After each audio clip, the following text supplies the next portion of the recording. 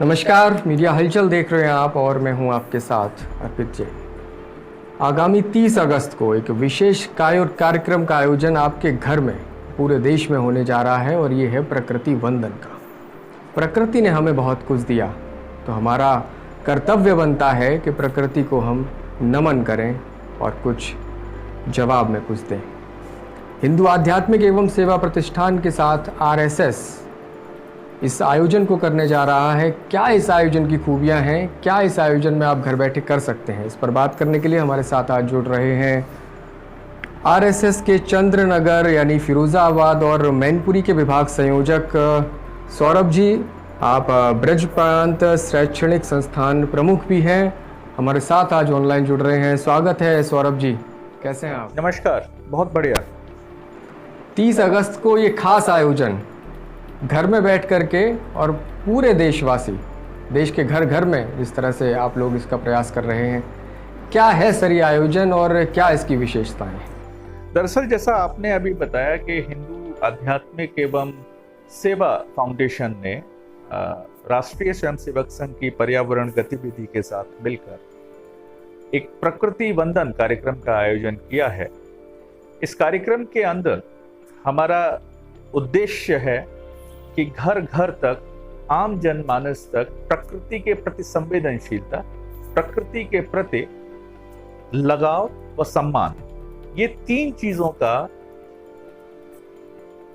मिश्रण होना चाहिए। प्रकृति वंदन के तहत इस कार्यक्रम में हम सपरिवार अपने घर में उपस्थित किसी भी वृक्ष या पौधे का पूजन करेंगे। जैसे हम एक सामान्यतः जो पूजन करते हैं तिलक चंदन लगा के और दीपक प्रज्वलित करके, और हम उनको नमन करेंगे। और इस कार्यक्रम के बाद हमको वृंदावन यानी बरसाने में एक हमारे पूज्य बाबा रमेश जी हैं, जिनका हमको आशीर्वचन मिलेगा। और उसके बाद हमारे पूज्य सरसंघ चालक डॉक्टर मोहन राव भागवत जी का उद्बोधन हम सभी को सुनने को मिलेगा। लगभग नटशेल में अगर मैं कहूँ तो प्रोग्राम 30 अगस्त को सुबह 10 से 11 बजे के बीच इस तरीके से होगा। लेकिन इसका उद्देश्य इतना बड़ा है जो आने वाले समय में हमको दृष्टिगोचर जरूर होगा। तो इस कार्यक्रम में सर, जैसा कि आपने बताया, सरसंघ चालक मोहन भागवत जी मौजूद रहेंगे, तो क्या उनका विशेष उद्बोधन होना है या क्या कुछ निर्देश वो देंगे सारे संघ के लोगों को और तमाम उन लोगों को जो प्रकृति वंदन के कार्यक्रम में जुड़ेंगे? जी, दरअसल निर्देश तो हम इसको नहीं कहेंगे।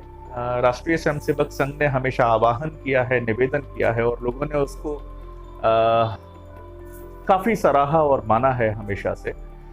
इसके मद्देनजर चूंकि अभी कोरोना टाइम चल रहा है, तो गत 3-4 महीनों में पर्यावरण गतिविधि ने बहुत सारे काम किए हैं और सारे काम ऑनलाइन टेक्नोलॉजी के थ्रू हुए हैं। चूंकि माहौल ऐसा है, इसलिए हम इस बार भी जो हमारा कार्यक्रम है ये घर बैठे ही पूरा होगा। घर के व्यक्तियों को सपरिवार ये सारा काम करना है, उनको घर से बाहर जाने की जरूरत नहीं है। इसके अलावा पूज्य सरसंघ चालक जी उद्बोधन करेंगे फेसबुक और यूट्यूब चैनल से लाइव। इस सभी का लिंक हम आपको बता देंगे, जो आप स्क्रॉल कर सकते हैं। और इसकी एक विशेष चीज ये है कि हमने एक रजिस्ट्रेशन फॉर्म डिजाइन किया है, गूगल फॉर्म है, तो वो लिंक भी हम अपने लोगों को भेज रहे हैं। जिसके पास पहुंचे वो इसको फर्दर आगे ले जा सकते हैं। रजिस्ट्रेशन फॉर्म के थ्रू हमें ये पता रहेगा कि 30 तारीख को सुबह कितने लोग इस प्रकृति वंदन में हिस्सा ले रहे हैं। और ये बहुत ऐतिहासिक पल होगा। एक साथ एक समय करोड़ों की तादाद में लोग इस प्रकृति वंदन में हिस्सा लेने जा रहे हैं। तो मुझे लगता है कि इस अवसर पर हम सभी को महत्वपूर्ण योगदान हमारा जो है वो निभाना चाहिए।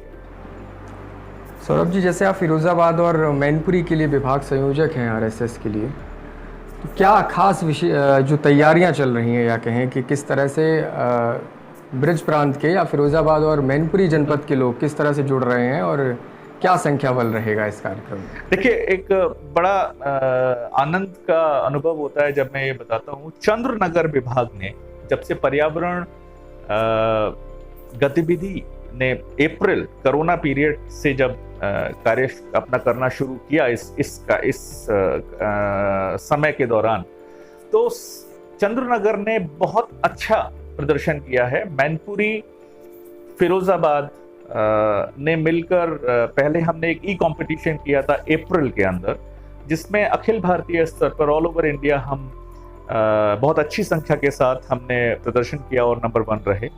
अगर हम बात करते हैं बाकी और कार्यक्रमों की, तो अभी बारिश का मौसम चल रहा है और हमने 16 जुलाई से 22 जुलाई के बीच में एक वृक्ष लगाओ पखवाड़ा चलाया था, जिसको हमने बड़ा जिम्मेदारी के साथ इसका क्रियान्वयन किया।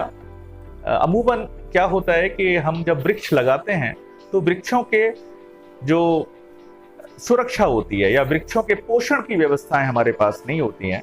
तो इस बार राष्ट्रीय स्वयंसेवक संघ की पर्यावरण गतिविधि का ये मानना था कि हम चाहे कम पेड़ लगाएंगे, लेकिन वो कोई भी पेड़ नहीं लगाएंगे जिसका पालक सुनिश्चित ना हो। तो इस बार बिल्कुल प्रॉपर तरीके से हमने एक वृक्ष पालकों के सुपुर्द किया और ये व्यवस्था रखी कि वो 1 महीने के बाद, 3 महीने के बाद, फिर 6 महीने के बाद और 1 साल के बाद हमें उसके साथ सेल्फी देंगे। इस कार्यक्रम को लोगों ने बहुत मन से सराहा। अभी तक पर्यावरण गतिविधि के जितने भी कार्यक्रम ब्रिज प्रांत में हुए हैं, उसमें हमको आम जन का इतना सहयोग मिला है जिसको मैं शब्दों में नहीं बयां कर सकता। और इस बार भी मैं समझता हूं कि तकरीबन प्रकृति वंदन में हम 10,000 से ऊपर की संख्या के साथ एक दिन में एक ही समय चंद्रनगर विभाग में पूजन करें। बहुत बहुत धन्यवाद सौरभ जी हमारे साथ जुड़ने के लिए। तो 30 अगस्त को हो जाइए आप भी तैयार प्रकृति वंदन में अपनी सहभागिता देने के लिए। घर से ही जुड़िए, कोरोना काल है, कहीं जाना नहीं है। ऑनलाइन माध्यम से प्रकृति वंदन के कार्यक्रम में आप भाग ले सकते हैं। किस तरह से प्रकृति वंदन करना है इसको भी हमने जाना और अधिक जानकारी के लिए आप समझ ही सकते हैं। एक ब्रोशर आप देख रहे हैं स्क्रीन पर साइड में, तो जुड़िए, प्रकृति को धन्यवाद कहिए और देखते रहिए मीडिया हलचल। अगर आपने अभी तक हमारा चैनल सब्सक्राइब नहीं किया तो अभी सब्सक्राइब करें और बेल आइकॉन को क्लिक करके हमारी लेटेस्ट वीडियोस के बारे में अपडेट जानें।